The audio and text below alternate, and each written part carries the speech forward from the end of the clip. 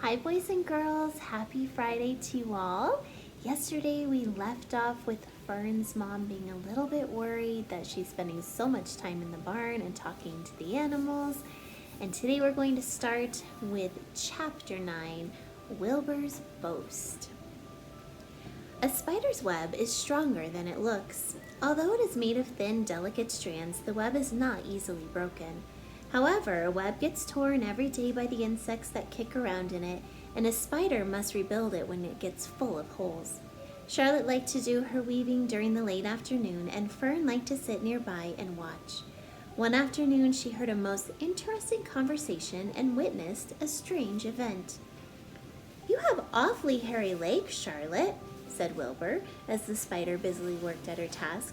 "My legs are hairy for a good reason," replied Charlotte. "Furthermore, each leg of mine has 7 sections." Wilbur sat bolt upright. "You're kidding," he said. "No, I'm not." "Goodness," said Wilbur, looking down at his own chubby legs. "I don't think my legs have 7 sections." "Well," said Charlotte, "you and I lead different lives. You don't have to spin a web. That takes real leg work." "I could spin a web if I tried," said Wilbur, boasting. "I've just never tried." "Let's see you do it," said Charlotte. Fern chuckled softly and her eyes grew wide with love for the pig. "Okay," replied Wilbur. "You coach me and I'll spin one. It must be a lot of fun to spin a web. How do I start?" "Take a deep breath," said Charlotte, smiling. Wilbur breathed deeply. "Now, climb to the highest place you can get to like this." Charlotte raced up to the top of the doorway. Wilbur scrambled to the top of the manure pile. "Very good," said Charlotte. "Now make an attachment with your spinnerets, hurl yourself into space, and let out a dragline as you go down." Wilbur hesitated a moment, then jumped out into the air. He glanced hastily behind to see if a piece of rope was following him to check his fall, but nothing seemed to be happening in his rear end, and the next thing he knew, he landed with a thump. "Oomph!" he grunted. Charlotte laughed so hard that her web began to sway. "What did I do wrong?" asked the pig when he recovered from his bump. "Nothing," said Charlotte. "It was a nice try." "I think I'll try again," said Wilbur cheerfully. "I believe what I need is a little piece of string to hold me." The pig walked out to his yard. "You there, Templeton?" he called.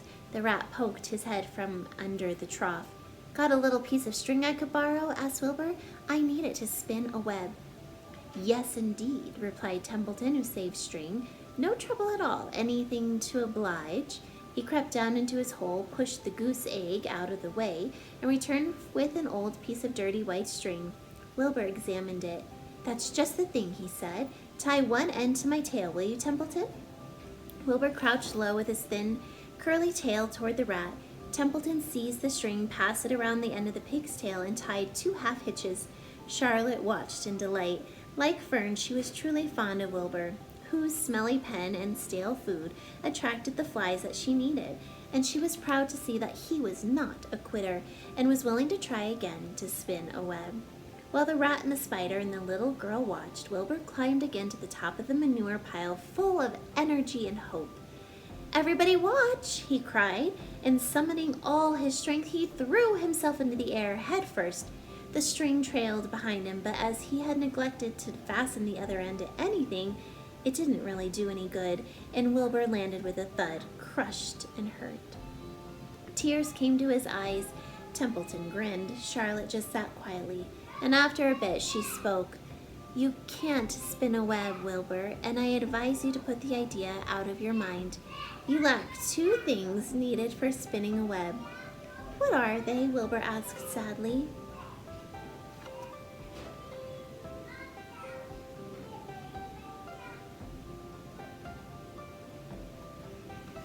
"You lack a set of spinnerets, and you lack know-how. But cheer up, you don't need a web. Zuckerman supplies you with 3 big meals a day. Why should you worry about trapping food?" Wilbur sighed. "You're ever so much cleverer and brighter than I am, Charlotte. I guess I was just trying to show off. Serves me right." Templeton untied a string and took it back to his home, and Charlotte returned to her weaving. "You needn't feel too badly, Wilbur," she said. "Not many creatures can spin webs. Even men aren't as good as it is added as spiders, although they think they're pretty good. And they'll try anything. Did you ever hear of the Queensboro Bridge? Wilbur shook his head. Is it a web? Sort of, replied Charlotte. But do you know how long it took men to build it? 8 whole years. My goodness, I would have starved to death waiting that long. I can make a web in a single evening. What do people catch in the Queensboro Bridge? Bugs? Asked Wilbur. No, said Charlotte. They don't catch anything. They just keep trotting back and forth across the bridge, thinking there's something better on the other side. If they'd hang head down at the top of the thing and wait quietly, maybe something good would come along. But no, with men, it's rush, rush, rush every minute. I'm glad I'm a sedentary spider. What does sedentary mean? Asked Wilbur. It means I sit still a good part of the day and don't go wandering all over creation. I know a good thing when I see it, and my web is a good thing. I stay put and wait for what comes. Gives me a chance to think. Well, I'm sort of sedentary myself, I guess, said the pig. I have to hang around here whether I want to or not. You know where I'd really like to be this evening? Where? In a forest, looking for beech nuts and truffles and delectable roots, pushing leaves aside with my wonderful strong nose, searching and sniffing along the ground, smelling, smelling, smelling. You smell just the way you are, remarked a lamb who had just walked in. I can smell you from here. You're the smelliest creature in this place. Wilbur hung his head. His eyes grew wet with tears. Charlotte noticed his embarrassment, and she spoke sharply to the lamb. Let Wilbur alone, she said. He has a perfect right to smell, considering his surroundings. You're no bundle of sweet peas yourself. Furthermore, you are interrupting a very pleasant conversation. What were we talking about, Wilbur, when we were so rudely interrupted? Oh, I don't remember, said Wilbur. It doesn't make any difference. Let's not talk any more for a while, Charlotte. I'm getting sleepy. You go ahead and finish fixing your web, and I'll just lie here and watch you. It's a lovely evening. Wilbur stretched out on his side. Twilight settled over Zuckerman's barn, and a feeling of peace. Fern knew it was almost supper time, but she couldn't bear to leave. Swallows passed on silent wings in and out of the doorways, bringing food to their young ones. From across the road, a bird sang, "Whippoorwill, whippoorwill." Murphy sat down under an apple tree and lit his pipe, and the animal sniffed the familiar smell of strong tobacco. Wilbur heard the trill of the tree toad and the occasional slamming of the kitchen door. All of these sounds made him feel comfortable and happy, for he loved life and loved to be part of the world on a summer evening. But as he lay there, he remembered what the old sheep had told him. The thought of death came to him, and he began to tremble with fear. "Charlotte," he said softly. "Yes, Wilbur?" "I don't want to die." "Of course you don't," said Charlotte in a comforting voice. "I just love it here in the barn," said Wilbur. "I love everything about this place." "Of course you do," said Charlotte. "We all do." The goose appeared, followed by her 7 goslings. They thrust their little necks out and kept up a musical whistling like a tiny troop of pipers. Wilbur listened to the sound with love in his heart. "Charlotte," he said. "Yes," said the spider. "Were you serious when you promised you would keep them from eating me?" "I was never more serious in my life. I'm not going to let you die, Wilbur." "How are you going to save me?" asked Wilbur, whose curiosity was very strong on this point. "Well," said Charlotte, "I don't really know, but I'm working on a plan." "That's wonderful," said Wilbur. "How's the plan coming, Charlotte? Have you got very far with it? Is it coming along pretty well?" Wilbur was trembling again, but Charlotte was cool and collected. "Oh, it's coming all right," she said lightly. "The plan is still in its early stages and hasn't completely shaped up yet, but I'm working on it." "When do you work on it?" begged Wilbur. "When I'm hanging upside down at the top of my web.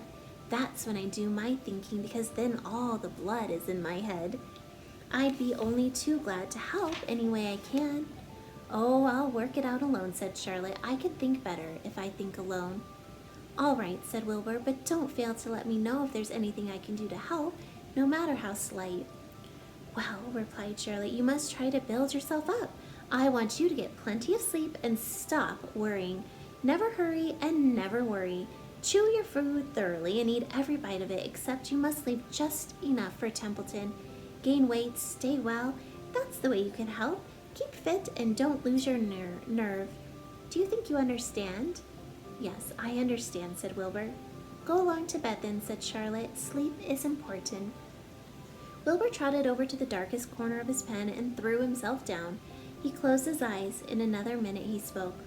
Charlotte, he said. Yes, Wilbur. May I go out to my trough and see if I left any of my supper? I think I left just a tiny bit of mashed potato. Very well, said Charlotte, but I want you in bed again without delay. Wilbur started to race up to his yard. Slowly, slowly, said Charlotte. Never hurry, never worry. Wilbur checked himself and crept slowly to his trough, and he found a bit of potato, chewed it carefully, swallowed it, and walked back to bed. He closed his eyes and was silent for a while.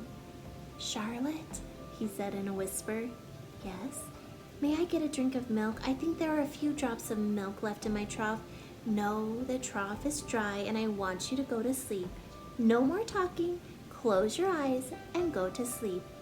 Wilbur shut his eyes. Fern got up from her stool and started for home, her mind full of everything she had seen and heard. Good night, Charlotte, said Wilbur. Good night, Wilbur. There was a pause. Good night, Charlotte. Good night, Wilbur. Good night. Good night.